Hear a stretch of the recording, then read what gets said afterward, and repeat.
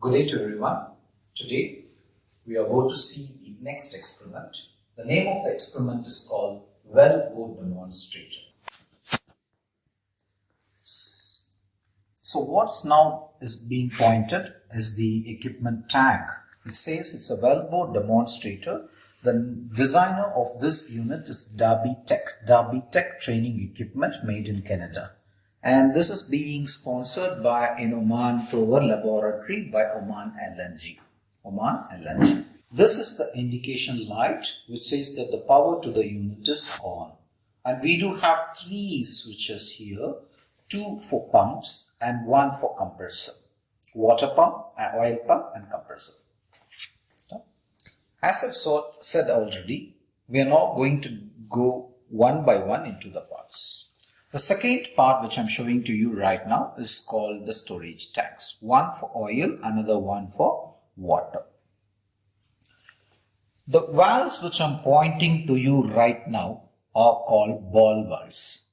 Wherever you're seeing in the equipment, all these ball valves are of simplest design except one, this one. The one which is pointed to you right now is called a true union ball valve. It's called a true union ball valve. I believe you're able to see the true union ball valve's direction here. It shows that it is a unidirectional ball valve to stop the backflow into the pump. We do have 2 pumps, this one for water and the other one for oil. Both types are centrifugal. Both types and nature of pumps are centrifugal. What I'm pointing to you right now is the compressor, air compressor. Here we do have an air filter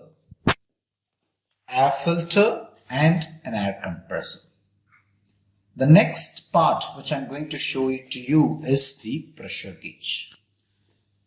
The pressure gauge ranges from 0 to 15 psi and 0 to 100 kilopascals. The one in the red color is for kilopascals. The one in the black color is for psi. These are the ranges of the pressure gauge, and we do have 5 pressure gauges in this experimental unit. The first one is this being pointed to you. The second one over here, it's for measuring the pressure in the reservoir. The third one is on the back side of this experimental unit. It is to measure the pressure of oil and water in the reservoir. This section which you are seeing right now represents the reservoir. This section what you are seeing right now represents the reservoir.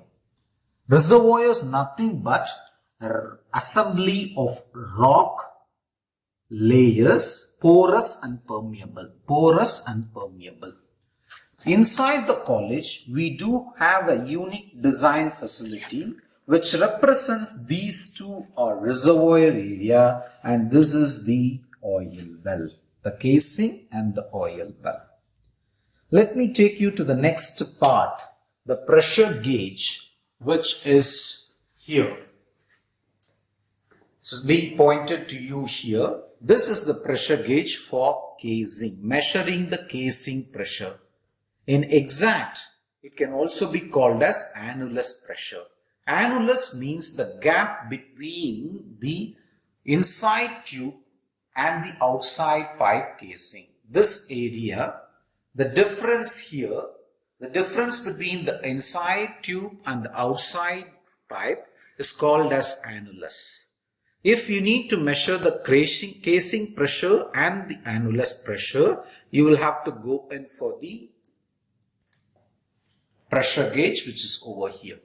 If you need to measure the tubing side pressure, you will have to go for this pressure gauge which is being pointed to you right now. right now. What I'm pointing to you right now is a reservoir.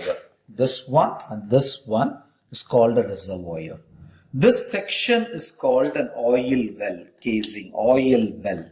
What do we have here is an assembly of valves. I believe you can see lots and lots of valves here, ball valves inside the college.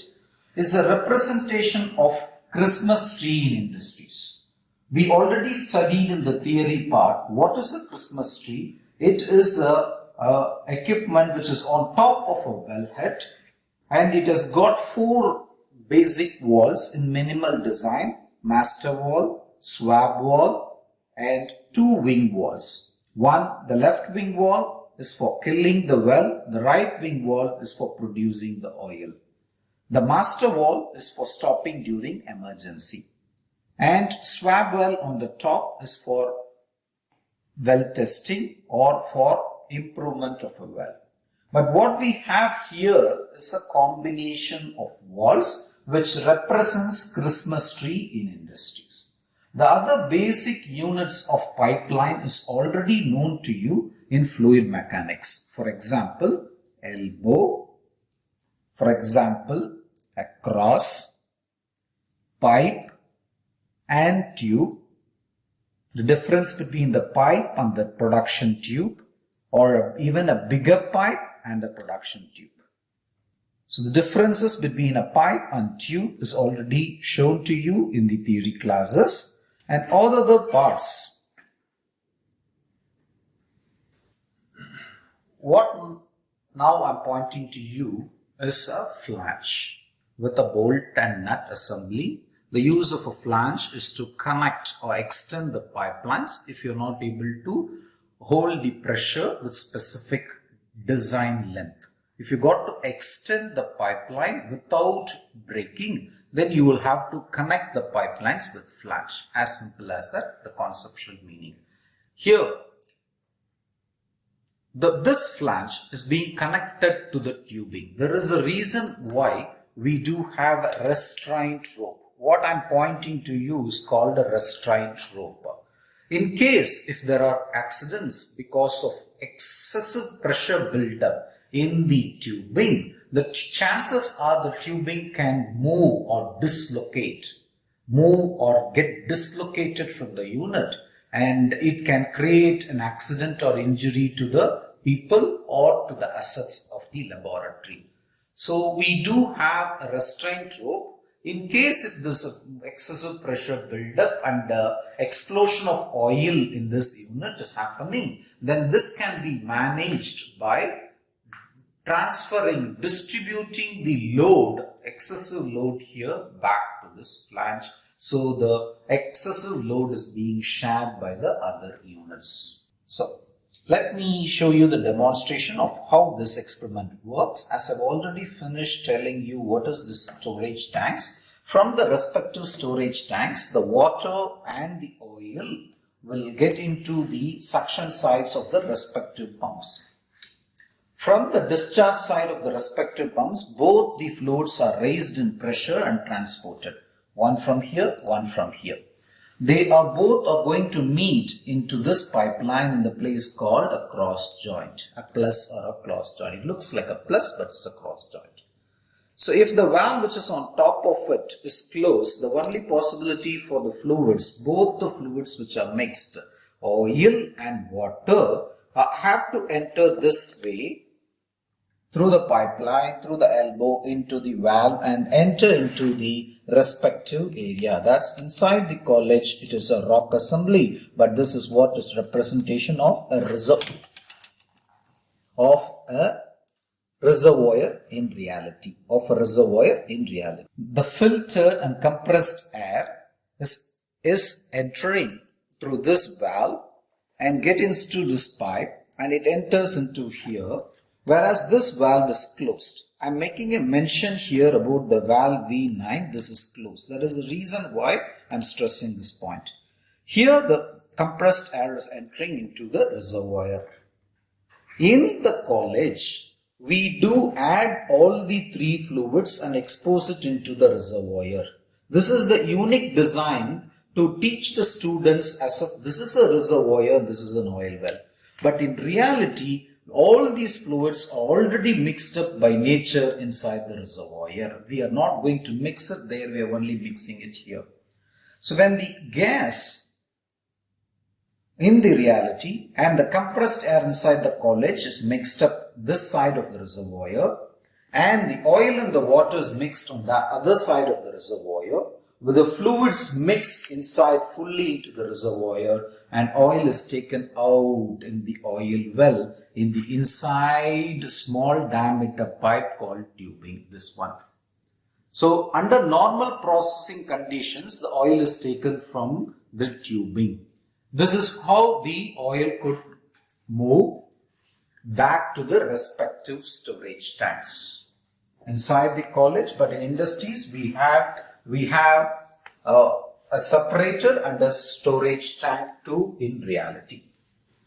So if all the other valves are closed up, then through this valve it can enter and go back into the respective storage tank. What I've showed to you right now is a normal production, producing oil through the tubing.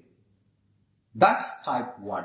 There is also another possibility, producing oil through casing. Students might wonder how it's possible to produce oil through casing, because that's not the standard way. The traditional way is to take oil through the tubing. But if in case the oil is very thick, viscous and high pour point, then the oil have to be taken through the annulus. Annulus is the space between the outside of the tubing and inside of the casing. How is it possible for us to accomplish this? It's possible by opening this valve, V9 inside the college unit. So letting in the compressed air is entering this section of the pipe.